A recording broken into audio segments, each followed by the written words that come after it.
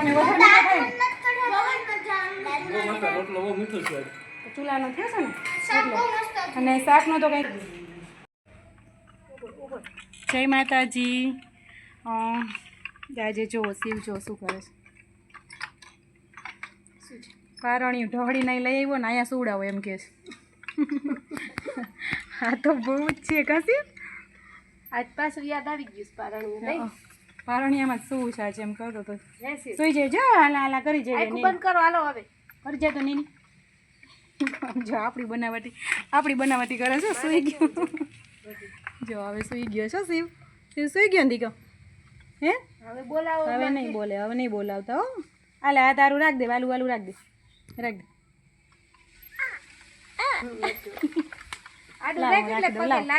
રાખી દઉં હવે છે શું નથી ખાલી આપણી બનાવટી કરે છે શિવ અત્યારે પણ અંદર વયો જશે શું જય માતાજી કરી દેતો બેટા એકવાર જય માતાજી કરી દેતો જય માતાજી કરો જય માતાજી બોલાય મૂંગા જય માતાજી બોલે તો દીકો બસ હવે આરામ કરી લે વરી પાછ કઈક થઈ ગયું હોય તો ઊભો થાય જય માતાજી કર્યા બિચારા જે મમ્મી ક્યાં છે મમ્મા ક્યાં હાલ્યો જય માતાજી કર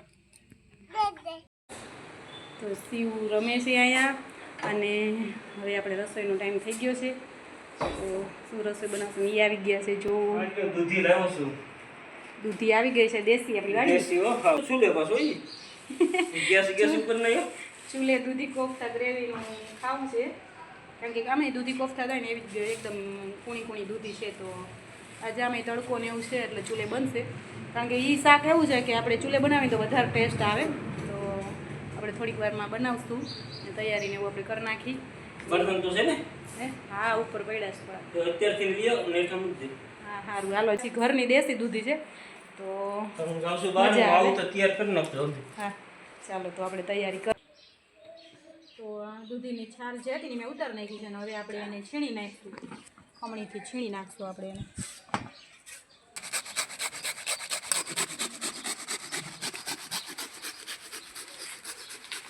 હવે આપણે દૂધીનું જેટલું પણ છીણ છે એમાંથી બધું પાણી કાઢી લેવાનું છે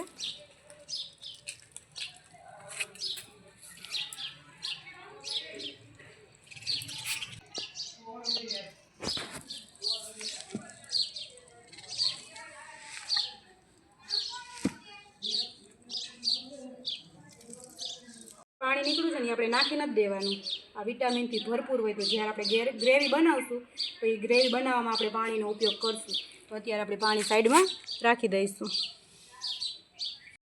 સ્વાદ પ્રમાણે મીઠું હળદર ગરમ મસાલો અને થોડુંક અમથું લાલ મરચું પાવડર અને થોડોક અમથું આમચૂર પાવડર આપણે લીધો છે તો આમચૂર પાવડર ન હોય ને તો આપણે નહીં નાખીએ પણ આમચૂર પાવડરથી સરસ સ્વાદ આવે છે હવે એમાં આપણે નાખવાનો થોડોક ચણાનો લોટ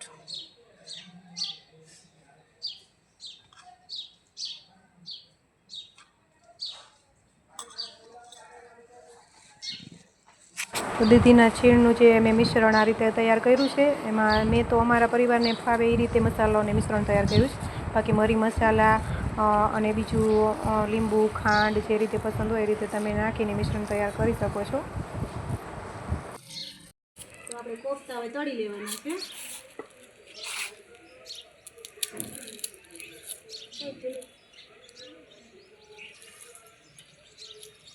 આ ચૂલાની છે ને એટલે મજા આવે બધાને સ્વાદ એકદમ સરસ આવે ગેસમાં બનાવી તો એટલો બધો સ્વાદ ન આવે અને ચૂલામાં એકદમ સરસ સ્વાદ આવે એટલે આપણે ચૂલે બનાવીશું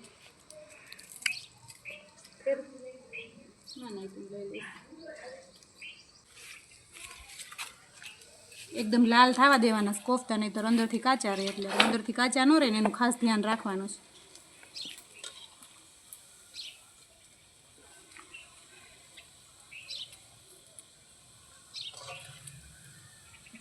બાળકોની ન ખાતા હોય પણ જો આ આપણે દઈએ ને તો એ લોકો ખાઈ જ લે અને સ્વાદિષ્ટ અને વિટામિનથી ભરપૂર હોય છે માસી તમે શું કરો છો? ગ્રેવીની બધી તૈયારી, આદુ મરચાં ટમેટા ડુંગળી બધું સુધારીને પછી આની ગ્રેવી બનાવવાની. આપણે ગ્રેવીવાળું શાક કરવાનું હોય ને એટલે બધું એમાં રેડી કરે ને. દૂધીનું શાક નો ભાવે? આમ તમે લોકો કોઈ ન ખાવ પણ આ હોય તો તમને બધાને ભાવે છે ને. હા. એટલે સરસ બને. થોડોક અલગ સ્વાદ આવશે ચૂલે બનાવીને. ચૂલે બનાવીને તો એકદમ સ્વાદિષ્ટ બને. આપણે રોટલા હોય રોટલી હોય કે કોઈ પણ શાક આપણે ચૂલે બનાવીને તો એનો સ્વાદ અને ગેસે બનાવી તો એનો સ્વાદ એકદમ અલગ થઈ જાય. બળતણ થોડાક ભીના જેવા છે ને જરાક તો ધુવાળો થાય છે. કરવાનું હોય ને તો સરસ થાય. મંચુરિયન જેવું લાગે આમ તો. મજા આવે પણ આમે ગ્રેવીવાળું હોય ને તો સરસ લાગે. બધાને લગભગ આવું ભાવતું હોય અને સાદું સિમ્પલ હોય ને આપણે એમ કે દૂધીનું શાક તો બધા મોઢું બગાડે તો કોઈ ન ભાવે. એટલે આવી રીતે આપણે બનાવતા હોય ને તો બધાને કંઈક અલગ લાગે એટલે ખાઈ લે ને આપણને મજા આવે. દૂધી જેવું ન લાગે. હા એવું ન લાગે, અલગ લાગે કે આ શું હોય છે. બાળકોને આપણે કહી નહીં કે દૂધીનું શાક છે એમ દૂધીનું ન કરી. હા અને ગ્રેવીની તૈયારી થઈ ગઈ તો પહેલાં આપણે ગ્રેવી કરી લઈશું અને પછી આપણે વઘાર કરીશું બરાબર. અને બાજરાના રોટલા આપણે બનાવવાના છે.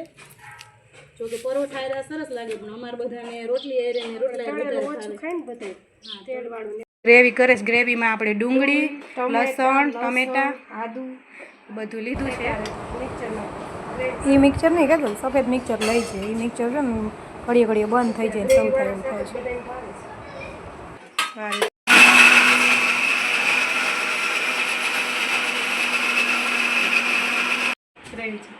ગ્રેવી થઈ ગઈ છે રેડી. જીરું અને તલ વઘારમાં નાખવાના છે અને રાઈનો વઘારમાં નથી કરવાનો બરાબર. હવે આ ગ્રેવી છે ને આપણે એડ કરી દેવાની.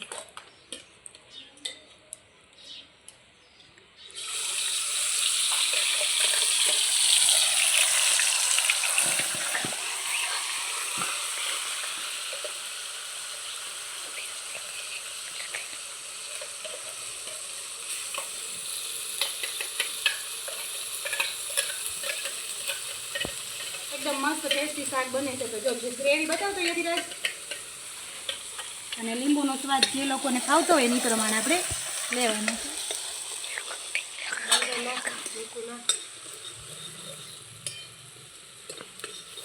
હળદર લાલ મરચું પાવડર અમારે બધા તીખું ખાય છે એટલે થોડુંક જોઈશે અને સ્વાદ પ્રમાણે આપણા ઘરનો જે રીતે તીખું ખાતા હોય એ પ્રમાણે આપણે નાખવાનું. અમારે બધાને તીખું જોઈએ એટલે થોડુંક અમે એકદમ સરસ ગ્રેવી થઈ ગઈ છે જો. અને આનો સ્વાદ એકદમ સરસ આવશે. દૂધીનું પાણી વહી ગયું છે ને જે ખમણેલું દૂધીનું એ અંદર એડ કરી દે એટલે થોડોક રસા જેવું થાય તો મજા આવે બાજરાના રોટલા. પાણી ઉકળે એટલે એમાં કોફતા એડ કરવાના છે. એકદમ મસ્ત થઈ ગયું છે. થોડીક વાર અને થોડુંક આપણે હજુ આમાં દહીં એડ કરશું એટલે સરસ ઢાબા સ્ટાઇલ જે ગ્રેવી કોફતા બને ને એવી જ રીતે બનશે ને એવો જ સ્વાદ આવશે. સ્વાદ તો આપણને ખબર પડે છે, ટેસ્ટ કરો એ નાખવું પડે. આપણે લગભગ બધાને ભાવે એટલે કારણ કે આપણે તો દર વખતે ખાતા હોય તો તમને ખબર હોય ને કે ટેસ્ટ મસ્ત આવે. ગેસે બનાવી એના કરતાં તો ચૂલે બનાવી સરસ. મીઠું છે ને આમાં આપણે કોફતામાં મીઠું હોય એટલે મીઠું જોઈએ નમકમાં તો એવું હોય બધાને ભાવે એ પ્રમાણે અલગ અલગ હોય. એટલે કોફતામાં હોય પછી ખાલી થઈ જાય ને અને થોડુંક અમથું આપણે દહીં એડ કરીશું. દહીંથી સ્વાદ એકદમ સરસ આવે છે. હલાવતું જ રહેવાનું સતત એટલે દહીં ફાટી ન જાય. એકદમ હલાવતું રહેવું એટલે દહીં ફાટે નહીં.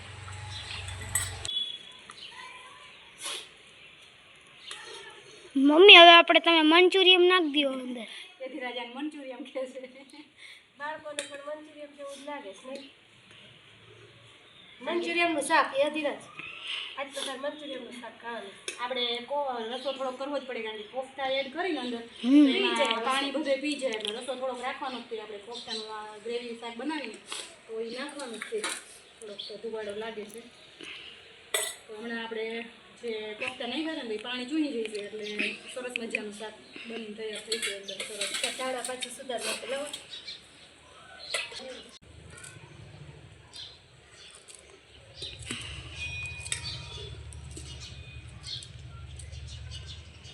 જો મસ્ત એકદમ સરસ અલગ હો દૂધીનું અલગ જ દૂધીની રેસીપી તો તમે બનાવજો ઘરે અને એકદમ ટેસ્ટી અને સ્વાસ્થ્ય માટે પણ સારી એવી આપણે દૂધી કોફતા ગ્રેવી બનાવ્યું છે. લગભગ બધાને ભાવે જ છે કારણ કે ગ્રેવીવાળું હોય એટલે અને પાછી ચૂલે બનાવેલું. તો ચૂલે બનાવેલું જે શાક હોય ને એનો સ્વાદ જ અલગ હોય. તો તમે ચૂલે બનાવજો અને થઈ ગયું છે એટલે જાણે બતાવતો બેટા. હવે આપણે ધાણા ભાજી નાખી દઈશું અંદર. કેવું શાક લાગે છે ધીરજ? બહુ મસ્ત મમ્મી. દેખાવમાં સારું લાગે છે. સુગંધ એવી સરસ આવે છે. સહેજ ઉપરથી ગરમ મસાલો નાખી દઈ. થોડો ગરમ મસાલો નાખી દઈએ. ગરમ મસાલો બહુ ઓછો નાખી છે કારણ કે પછી બાળકોને ખાવાનું હોય ને. થોડુંક નાખો ને. ના પછી બહુ તીખું થઈ જાય ધીરજ. યસ ને તીખું બહુ જોઈએ. કઈ યસ? થઈ ગયું મંચુરિયનનું શાક. મંચુરિયનનું શાક. મંચુરિયનનું શાક થઈ ગયું તને ભાવે? હા. એક તો સેવ યસથી રાતે મંચુરિયનનું શાક ખવડાવવાનું છે. યદી રાત પેલો રસો જ ખાઈ જાય. મંચુરિયન નહીં ખાય એને ખબર જ છે કે શેનું બનાવ્યું છે. ન ખબર હોય ને તો આપણે કહીએ ને કે મંચુરિયન છે તો પછી ખાઈ જાય. અને ખાવાનું જોઈએ જોઈએ તો નહીં. તો થઈ ગયું છે આપણે શાક. હવે આપણે રોટલા બનાવી નાખશું અને આની હારે પરોઠાઈ સારા લાગે પણ તેલવાળું હોય ને એટલે અમારે રોટલા જોઈએ. તો ખીચડી વઘારેલી હોય તોય પણ સારી લાગે. ઘણીવાર કે ધીરે મેં પ્રવીણ ભાવે પાછી ખીચડી આ શાક આવે.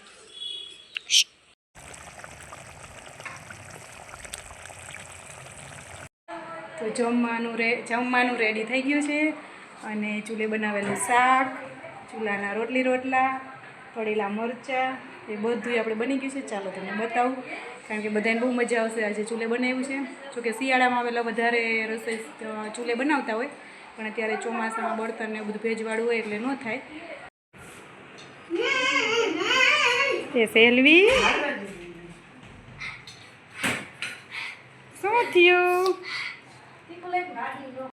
બધા જમવાનું શરૂ કરી દીધું છો અને સેલ્વીને નથી દેવાનું હવે. આને તો નહીં, આને કાંઈ નહીં. નહીં, તને દેવું જ ખાવા દીધે. અને આ જો જમવાના ચોર અમારા બે બાકી અમારા મેં પ્રવીણ અમારા શિવ બે વ્યવસ્થિત સરસ જમી લે. હા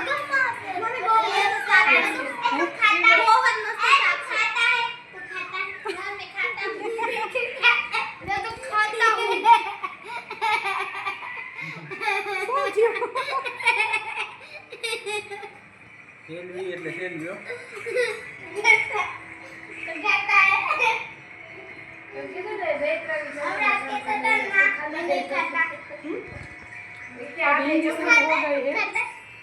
હા મને તો બાબા તમે લોકો ખાઈ લે ને પછી ખાઈ બેન બાબુને ખરાબ છે. મારે કાજલ ને હજુ બાકી છે.